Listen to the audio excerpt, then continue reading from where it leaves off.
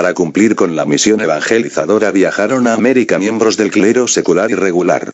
Pertenecían al clero secular los miembros de la jerarquía, tales como arzobispos, obispos, deanes de las catedrales, canónigos, párrocos, sacerdotes y doctrineros, quienes estaban vinculados directamente con la sociedad.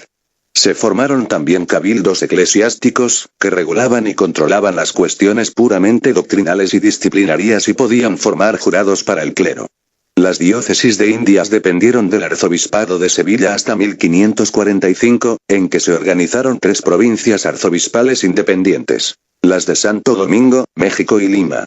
El clero regular fue llamado así por participar en la vida comunitaria de los conventos y estar sometido a un reglamento con normas especiales. Los primeros sacerdotes que llegaron fueron los franciscanos, los jerónimos, los dominicos, los mercedarios y los agustinos. La Compañía de Jesús, fundada por San Ignacio de Loyola en 1540, fue admitida en América más tarde. Las obras más destacadas de las órdenes religiosas fueron la evangelización de los indígenas y la fundación de escuelas y hospitales.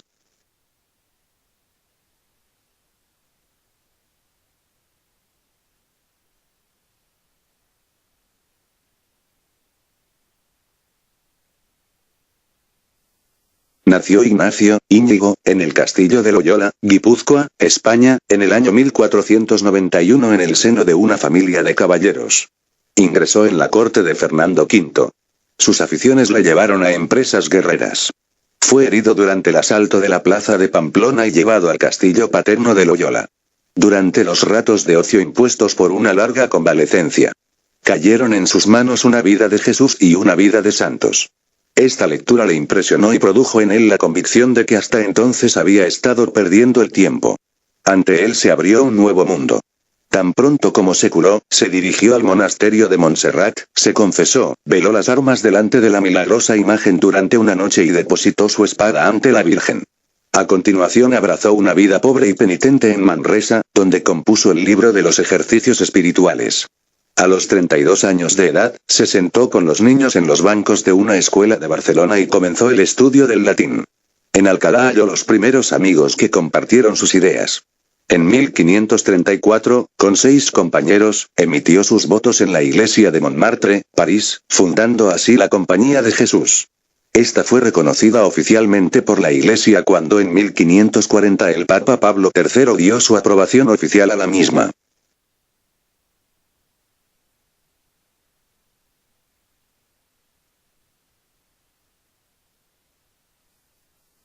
Los ideales y sentimientos religiosos, muy fuertes en el hombre español que actuó en el descubrimiento y conquista, se asentaron en la sociedad americana en todos sus estamentos. La influencia de la Iglesia se destacó por su importancia en la legislación de Indias y dejó un legado que otorgó sentido de unidad cultural a Hispanoamérica. Las obras en la Iglesia de América fueron: el registro en las parroquias de los nacimientos, bautismos, matrimonios y defunciones, con lo cual regulaba la situación civil de las personas. La fundación de asilos, hermandades para ayudar a los pobres, casas para albergar a niños expósitos, hospitales, en esta obra se destacaron los betlemitas, y toda realización de asistencia social. La destacadísima acción evangelizadora y misionera, a cargo de las órdenes religiosas que se empeñaron en la incorporación del indígena a la vida civilizada europea. Para realizar tan vasta acción, la Iglesia contó con la colaboración del Estado, a través de la concesión de los diezmos y las donaciones hechas por los fieles. Por eso, proliferó la construcción de templos, conventos y casas de caridad. La beneficencia privada fue realizada mediante la organización de hermandades o cofradías. La enseñanza. Estuvo a cargo los religiosos, la fundación de escuelas primarias y secundarias y de universidades, la organización de bibliotecas y la instalación de imprentas.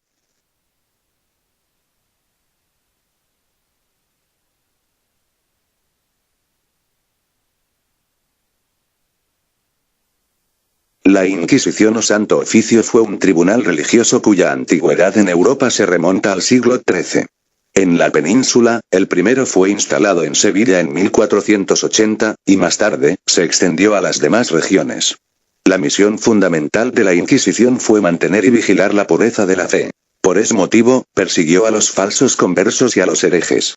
Sus procedimientos fueron la denuncia secreta y las torturas, consideradas como único medio para saber la verdad tanto en este tribunal como en los civiles.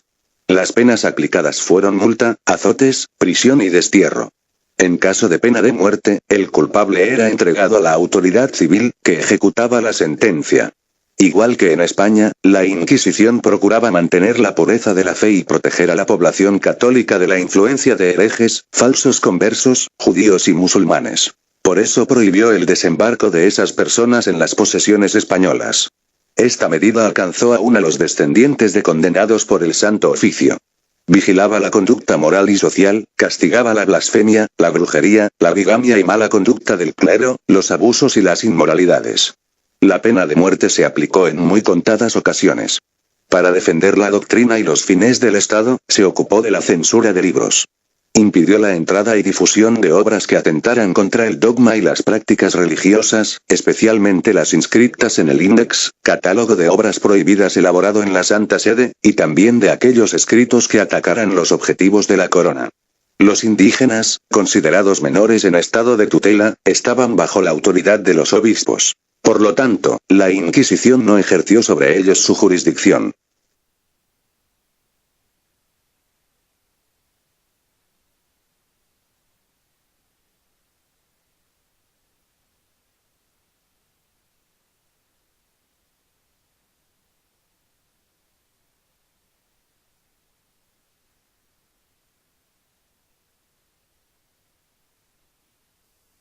Los franciscanos fueron de los primeros en evangelizar en el Nuevo Mundo y tuvieron una clara vinculación con los descubrimientos antillanos.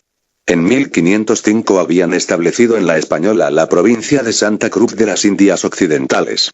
La expansión de la conquista requirió de nuevos misioneros que, al igual que los conquistadores, dejaron la Española para pasar a tierra firme y posteriormente a Nueva España. Pedro de Gante y otros 2 franciscanos flamencos constituyeron el núcleo evangelizado de la conquista de México y en 1524, desembarcaron los 12 apóstoles, dirigidos por Fray Martín de Valencia. La orden franciscana fue la más numerosa de cuantas pasaron a América y en 1527 contaba con varias provincias en Indias: las Antillas, México, Guatemala y el Perú. Fue la única orden en organizar un comisariato general con sede en la corte, según las recomendaciones de Felipe II, y en todo lo referente a la propagación de la fe terminaron adaptándose a las normas de la Congregación de la Propaganda. Las capuchinas, rama franciscana de estricta observancia, se establecieron en México y luego se extendieron por Guatemala y Lima. Las clarisas, la primitiva rama femenina franciscana, desembarcaron en Querétaro en 1607 y luego fundaron conventos en Perú y Nueva España. Las clarisas, como todas las órdenes femeninas establecidas en América, desarrollaron una labor básicamente contemplativa y monástica, sin contenidos educativos o evangelizadores, y era frecuente ver sus conventos de clausura poblados de hijas de las oligarquías locales. En 1789 los franciscanos tenían en América y Filipinas 241 conventos, 163 reducciones misioneras y 139 curatos y vicariatos de indios, con casi 4.200 religiosos.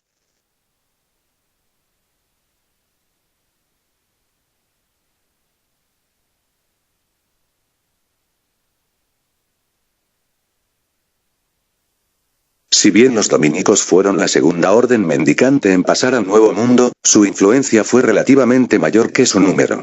El 30% de los obispos nombrados en América hasta la segunda década del siglo XVI habían sido dominicos. En 1509, 15 años después que los franciscanos, llegaron a la Española los primeros 15 dominicos encabezados por Fray Pedro de Córdoba.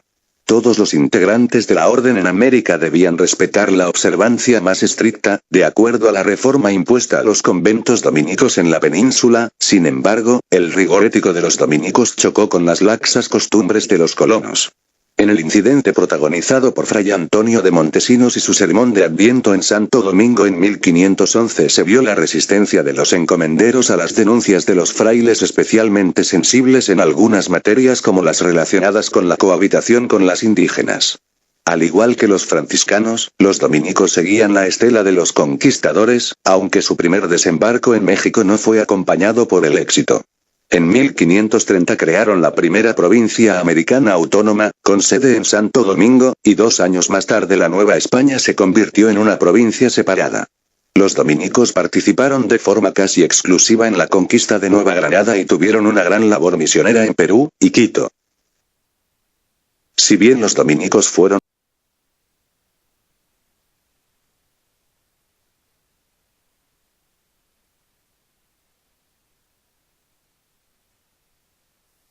la llegada de los jerónimos se debió a la voluntad del cardenal Cisneros de plantear una solución de compromiso en la pugna entre dominicos y franciscanos por las encomiendas en la Española. En 1514, Cisneros había impulsado un plan muy ambicioso basado en las ideas de las casas para eliminar las encomiendas en la isla que llevaba a los indígenas a concentrarse en sus pueblos.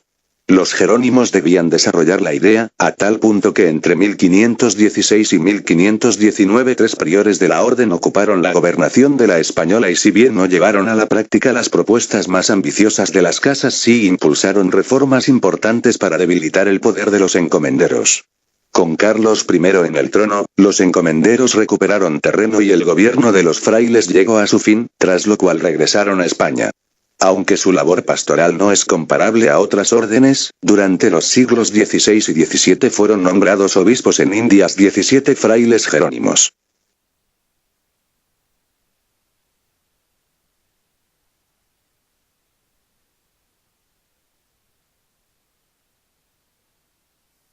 Los agustinos, otra orden mendicante, llegaron a América tras los franciscanos y los dominicos.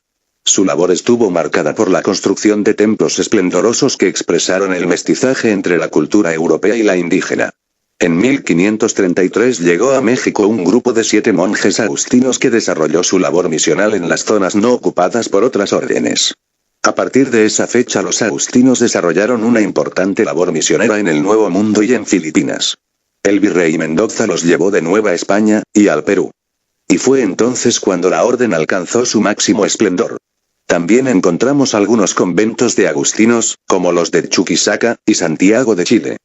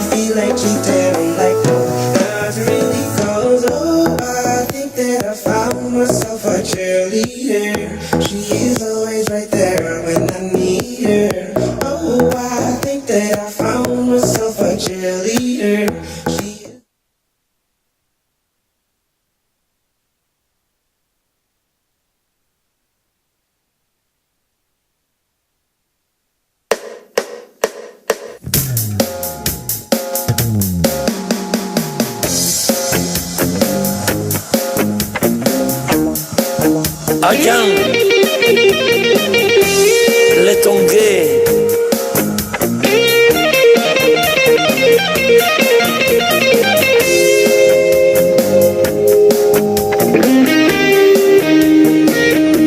Le tongué.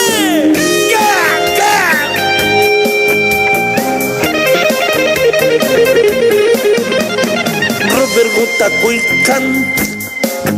Hilo Barunderun, he went there to his plan. He's got a Roger cigarette. He got his monk, he's a cobot kid. Jachifon, Sikodergon. He had his closet in a box of funding. Andoni vino wakat. But he's coming for you, yeah, he's coming for you. All the other king, Gida Pampana, Kid, veteran, I'm throw my gun. All the other king, Gida Pampana, Kid, veteran, faster than my ballet. All the other king, Gida Pampana, Kid, veteran, I'm throw my gun. All the other king, Gida Pampana, Kid, veteran, faster than my ballet. Robert Gota Cuican. He went there to his plan. He's Potter Roger Cigarette. Llegó chismón, y sacó botín, ya chifón se echó vergón. Daddy's closet, in a box of funding, Andoni vino.